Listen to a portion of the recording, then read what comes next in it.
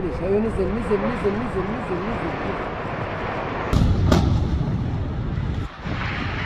Perseteruan antara Palestina dan juga Israel saat ini kembali pecah pasca kelompok organisasi Palestina bernama Hamas melancarkan serangan mendadak. Gak cuma mendadak, mereka juga menyerang dari berbagai sektor, mulai dari darat, air, dan udara. Akibatnya, karena ketidaksiapan menghalau serangan tersebut, Israel harus menerima kenyataan kalau mereka kehilangan nyawa dari 1.100 orang warganya. This is just the first 12 hours. Namun dibalik mematikannya serangan dari organisasi Palestina ini, beberapa data nunjukin kalau ada keterlibatan antara Hamas dan juga kelompok Hizbullah yang berasal dari Lebanon. Bahkan disebutkan kalau Iran juga punya campur tangan dalam serangan yang menewaskan ribuan orang-orang di Israel. Itu nunjukin kalau saat ini Palestina bisa bangkit ngelawan penindasan yang terjadi selama ini.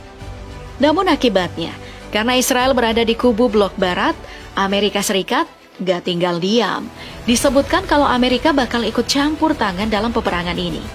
Gak cuman itu aja, negara yang dijuluki negeri Paman Sam ini juga bakal ngirimin bantuan persenjataan buat ngelawan Palestina, Lebanon, dan juga Iran. Bahkan parahnya, kapal induk Amerika USS Gerald R. Ford udah dikerahkan di dekat perairan Israel buat bantuan penyerangan. Wah gila nih Amerika, di mana-mana bantu terus ya. Namun lucunya adalah ketika bangsa Israel kehilangan banyak nyawa, blok barat ini gak henti-hentinya menyuarakan yang namanya hak asasi manusia. Mereka seolah-olah korban dari penindasan Palestina. Gak cuma itu aja, ketika Rusia mulai melancarkan invasi ke Ukraina, negara-negara barat juga berkoar-koar tentang HAM. Mereka ini seolah-olah lupa, di saat Israel gak henti-hentinya melancarkan serangan ke arah Palestina yang ngebuat korban jiwa terus-menerus bertambah.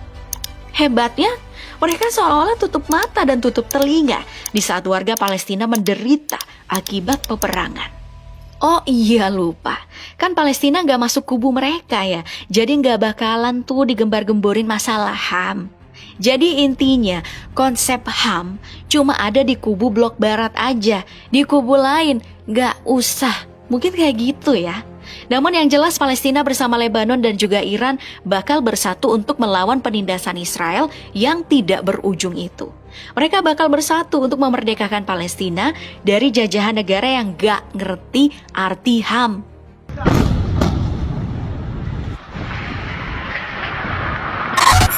Di saat peperangan, Iran gak akan segan-segan nurunin 575.000 personil aktif bersama 350.000 personil cadangan beserta 90.000 para militer.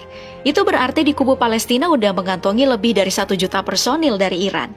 Gak cuma itu aja, beberapa pasukan dari Lebanon seperti 80.000 personil aktif yang dikerahkan bersama 25.000 para militer bakal siap meluncur jika dibutuhkan. Jadinya, dari Lebanon, totalnya itu mencapai 150.000 personil. Itu belum termasuk dengan seluruh pasukan yang masuk dalam organisasi Hamas. Mereka udah pasti rela ngegadain nyawanya demi memerdekakan Palestina. Jadi di kubu Palestina mereka udah ngantongin 1,1 juta personil buat melancarkan serangan. Sedangkan untuk Israel, negara ini cuma diisi 173.000 personil aktif, beserta 465.000 personil cadangan, dan juga 8.000 para militer. Jadi negara ini hanya mengantongi pasukan sebanyak 646.000 personil. Nah, secara kuantitas sih kubu Palestina bakal menang. Apalagi 1,1 juta personil tersebut bakal diperkuat dengan 4.071 unit tank beserta 69.685 unit kendaraan lapis baja dari pangkalan militer Iran.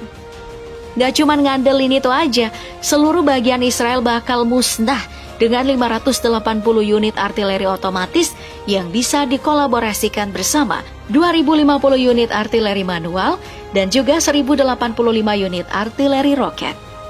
Itu baru persenjataan Iran doang, belum lagi persenjataan yang disediain sama Lebanon seperti 361 unit tank yang bakal dikolaborasikan bersama 9.864 unit kendaraan lapis baja.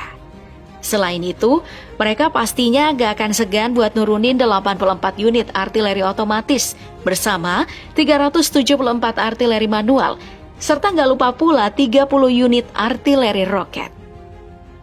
Dengan persenjataan sebanyak itu udah jelas Israel ini bakal keteteran.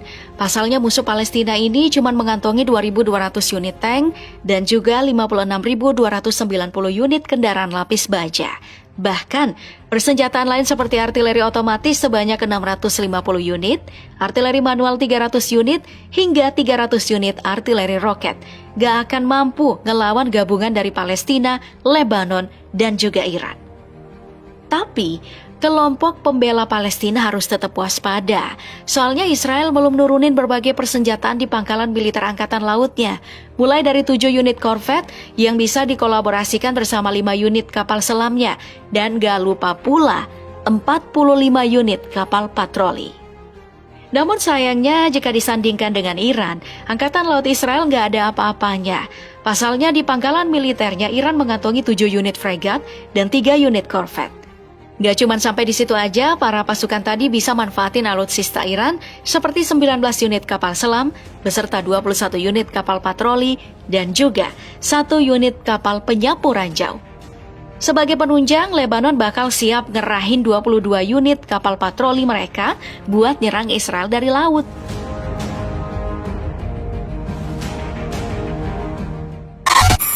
Selain itu, Iran juga masih bisa ngandelin matra udara mereka yang siap menggadaikan nyawanya buat negara.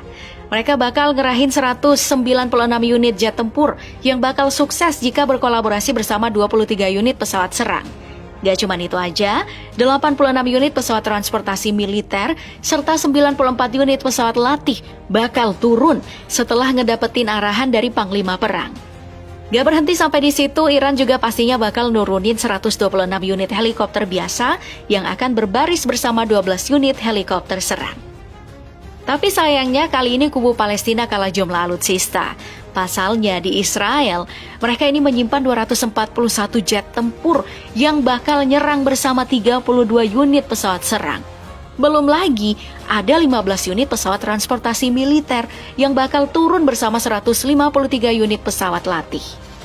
Selain itu, Israel masih diperkuat dengan persenjataan seperti 126 unit helikopter biasa dan juga 48 unit helikopter serang. Tapi tenang aja, masih ada Lebanon yang juga siap menyokong persenjataan-persenjataan buat memerangi Israel. Buktinya, mereka juga punya 9 unit pesawat serang yang bisa diluncurkan bersama 9 unit pesawat latih. Gak cuma itu aja, para personil bakal diangkut make 60 unit helikopter ke medan perang. Wajar aja sih kalau gabungan antara Iran dan Lebanon bisa ngebuat Palestina jadi lebih kuat. Pasalnya negara Iran nyediain dana buat sektor militernya sebesar 5,5 miliar US dollar atau setara dengan 86,3 triliun rupiah per tahunnya.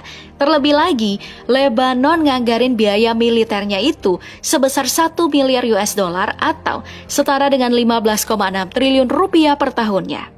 Sedangkan Israel sendiri sebesar 24,3 miliar US dollar atau setara dengan 381 triliun rupiah per tahunnya.